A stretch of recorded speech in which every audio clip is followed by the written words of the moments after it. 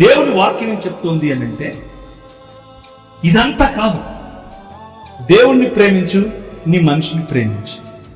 దేవునితో సంబంధం కలిగి ఉండు, నీ పొరుగువాడితో సంబంధం కలిగి ఉండు. ఇంతే నేను చెప్తాను. నువ్వేదో మతం కట్టక్కర్లా, నువ్వు క్రైస్తవ మతం అసలు కట్టక్కర్లా. లోకం పోతాను కాదు, అది మతం.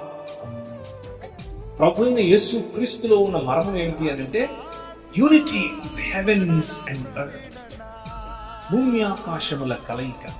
అధికారములన్నీ తిరిగి ఆయన చేతిలోనికి రావటం, రాజ్యములన్నీ తిరిగి ఆయన రాజ్యముగా మారటం, శోధకుడి యొక్క మూతి పళ్ళు రాలగొట్టడం. అందరూ అనుకుంటున్నారు, ఏంటి నువ్వు లడతాడు పైన, నిన్ను నువ్వు కాపాడుకోలేవు అని ఒకడు అంటున్నాడు, నువ్వు దిగిరా అని ఒకడు అంటున్నాడు, ఒకడేమో పక్కన కూడా చచ్చిపోయలేదు చూస్తున్నాడు. కానీ ఆయన అంత భయంకరమైనటువంటి శోధన, అంత భయంకరమైనటువంటి వైలెన్స్, విపరీతమైనవి నీ కన్నులకు కనబడదు అంటూ త్రాగుబోతుదనం గురించి, లేకపోతే ప్రొద్దుకూకులు మద్యమును సేవించే వారి గురించి చెప్పి ఈ మాట రాశారు. 20వ అధ్యాయం 1వ వచనంలో కూడా దాని వశులై ఉండే వారి గురించి అన్నట్లుగా మనం స్పష్టంగా చూస్తాం.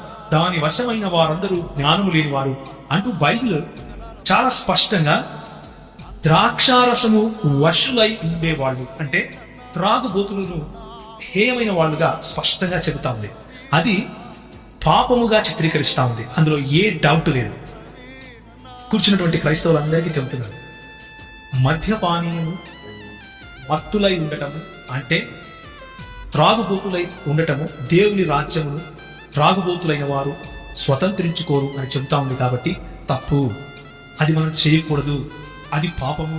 క్రైస్తవులుగా మన స్పందన ఏమిటి? క్రైస్తవులుగా మనం ఏం చేయాలి?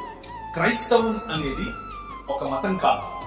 క్రైస్తవం అనేది విశ్వ మానవ ఉద్యమం. మళ్ళీ చెప్తారు, క్రైస్తవం అనేది మతం కాదు, ఇది క్రీస్తు శరీరముగా మానవులందరినీ ఒక చోటి వేసి.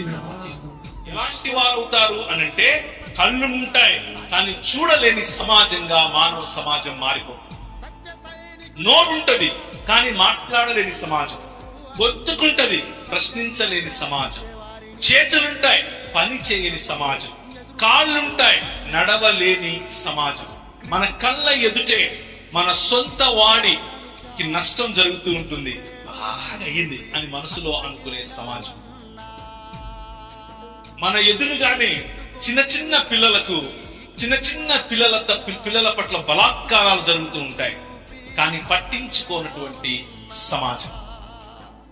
మన కళ్ళ ఎదుటే తల్లిదండ్రులను, ముసలివాండ్లను రోడ్డున పడేసి వెళ్ళిపోయేటటువంటి పిల్లలు కనిపిస్తూ ఉంటారు, కానీ నోరుండి మాట్లాడలేని సమాజం. కారణం ఏమిటి అని అంటే, మనల్ని ఏలుతూ ఉన్నది తన స్వరూపము పోలిక చొప్పున చేసుకున్నటువంటి ఆ సార్వభౌమాధికారి అయినటువంటి దేవుడు కాదు. మనం ఎవరికి దాసోహం అయ్యాం అనంటే, ఈ లోక మర్యాదకు దాసోహం అయ్యాం. ఈ లోక మర్యాదకు దాసోహం అవడం కారణం చేత స్పృహ కోల్పోయి పగడాలా అంటే ఒక 2 మాటలు ఏం చెప్తారు? ఇట్లాంటి క్వశ్చన్ నేను ఎప్పుడు వినలేదు, ఫస్ట్ టైం అడుగుతున్నాను. అయితే అంతరంగం అనే ఈ సిరీస్ నన్ను కూడా మీరు ఇంటర్వ్యూ చేయాలనుకోవటం, నా గురించి తెలుసుకోవాలనుకోవటానికి నేను చాలా సంతోషిస్తాను. ప్రవీణ్ పగడాల అంటే first priority and sincere student of the word of God. దేవుని వాక్యాన్ని చదవాలి, నేర్చుకోవాలి.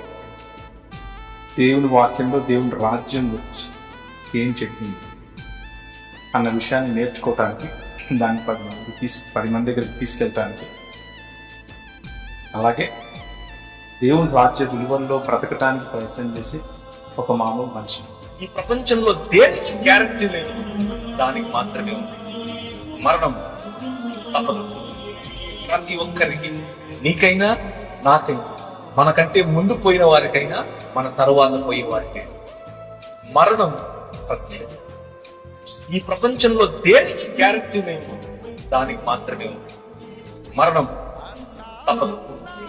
ప్రతి ఒక్కరికి, నీకైనా నాకైనా, మనకంటే ముందు పోయిన వారికైనా, మన తరువాత పోయే వారికైనా మరణం.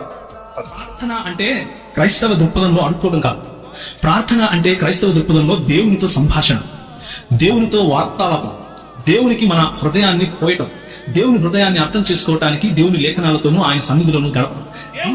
ఆయన హృదయం ఎక్కడ నలిగిపోయే ప్రజలుంటారు, ఎక్కడ అధివేయబడిన ప్రజలుంటారు, ఎవరి పైనైతే మీరు ఇంకా ఎక్కువ భారం పెడతారు, ఇక్కడికి కర్త తన పిల్లల తనుకొని పోయినట్లు తనుకుంటారు. మతాన్ని కడతాడు దేవుడు, మనిషిని కడతాడు. మనిషి మతాన్ని కడతాడు. మతం నిన్ను చంపుతుంది, మతం నిన్ను విభజిస్తుంది. అది క్రైస్తవ మతమైనా సరే. మతం చిచ్చు పెడుతుంది, మతం జలసి ఇస్తుంది, మతం అవతలి వాడి కంటే నిన్ను గొప్పగా నీకు పంపు కొడుతుంది. ఎందుకు అనంటే తోటలో శోధకుడు ఉపయోగించే ప్రధానమైన వెపన్ మతం. కానీ దేవుడు మనిషిని చేస్తాడు. ఆయన నిర్మించినటువంటి ప్రధానమైన వ్యవస్థ ఏమిటి ఈ ప్రపంచంలో అని అంటే మనిషి. Want to suggest to somebody, ఎవరికైనా సరే వివాహం గురించి మీరు వాళ్ళకు ఏదైనా సజెషన్ ఇవ్వాలి, అడ్వైస్ ఇవ్వాలి అని అంటే ask her to find who his friends are. బయటకు వెళ్ళి ఆయన సీరియల్ తాగుతాడా, ఆయన మందు తాగుతాడా, రెండు లేవు కాబట్టి మంచోడు, మీకు ఇంకా అంతకంటే బుద్ధి తక్కువతనం కూడా లేదు. అది కాదు, that is not the standard. Find who are his friends. మనిషిని మనిషి ఓర్వలేడు, మనిషిని మనిషి సహించలేడు, మనిషితో మనిషి కలిసి ఉండలేని పరిస్థితి. నాది నాది అని కట్టుకునే భావజాలం పుట్టింది. ఆ మనిషికి ఎప్పుడైతే ధనం చేరుతుందో, గర్వం, దీన్ని స్వయం అని కూడా అంటారు, స్వయం పడుతుందో, బాగా పొగు పడుతుందో, అప్పుడు ఆహార సమృద్ధిని చూసి నా దగ్గర చాలా ఆహారం ఉంది అని చెప్పి గర్వపడతాడు, నా దగ్గర సుఖస్థితి ఉంది అని గర్వపడతాడు. ఇవన్నీ కూడా ఆత్మీయ పరిపక్వత వైపుకు కాలువేయాలి. ఆత్మీయ పరిపక్వత అన్నది బాహ్యంగా కనిపించే పరిశుద్ధాత్ముని యొక్క ఎక్స్ప్రెషన్ మాత్రమే కాదు, అంతర్లీనంగా జరిగేటటువంటి పరిశుద్ధాత్ముని యొక్క ఫలం. ఆ ఫలము ఎదిగినప్పుడు ఆత్మీయ తండ్రి పట్ల నీకు ఉండాల్సిన నమ్మకం, నీ తండ్రిని ఆనుకోవటం. అయితే నీ తండ్రి నువ్వు గొనుగితే, నువ్వు కొట్లాడితే, నువ్వు పోరాడితే నువ్వు వదిలిపెట్టి వెళ్ళిపోయేట కాదు. నీకు ఆ హక్కిచ్చాడు, నీకు ఆ హక్కిచ్చాడు. నువ్వు నీ ఒంటరితనంలో, నీ బలహీనతలో, నీ రోగంలో ఆయనతో పోరాడు. మతాన్ని కడతాడు దేవుడు, మనిషిని కడతాడు. మనిషి మతాన్ని కడతాడు. మతం నిన్ను చంపుతుంది, మతం నిన్ను విభజిస్తుంది. అది క్రైస్తవ మతమైనా సరే. మతం చిచ్చు పెడుతుంది, మతం జలసి ఇస్తుంది, మతం అవతలి వాడి కంటే నిన్ను గొప్పగా నీకు పంపు కొడుతుంది. ఎందుకు అనంటే తోటలో శోధకుడు ఉపయోగించే ప్రధానమైన వెపన్ మతం. కానీ దేవుడు మనిషిని చేస్తాడు. ఆయన నిర్మించినటువంటి ప్రధానమైన వ్యవస్థ ఏమిటి ఈ ప్రపంచంలో అనంటే ఆయన మనతో జీవించాలని ఆశపడుతున్నాడు, ఆయన మన మధ్య జీవించాలని ఆశపడుతున్నాడు. ఆయన మనకిచ్చినటువంటి దేవుని స్వరూపము మరియు సంకల్పం, ఇమాగో డై, దేవుని ఇమేజ్, దానిని ట్రూ హ్యూమన్స్ గా తిరిగి మనం పొందాలి అని ఆశపడుతున్నాడు. పునరుత్థానము చెందినటువంటి శరీరములలో తిరిగి యేసును పోలినటువంటి స్వరూపం మనం పొందినట్లుగా యేసుక్రీస్తు ప్రభువు దేవత్వమును మనకి ఆపాదించటానికి, దేవత్వమును మనకి ఇవ్వటానికి, అనగా దేవుళ్ళం అవుతామని కాదు, పునరుత్థానమునకు సంబంధించిన మహిమను పొందటానికి, మహిమను మనకి ఇవ్వటానికి ఆయన ఈ లోకానికి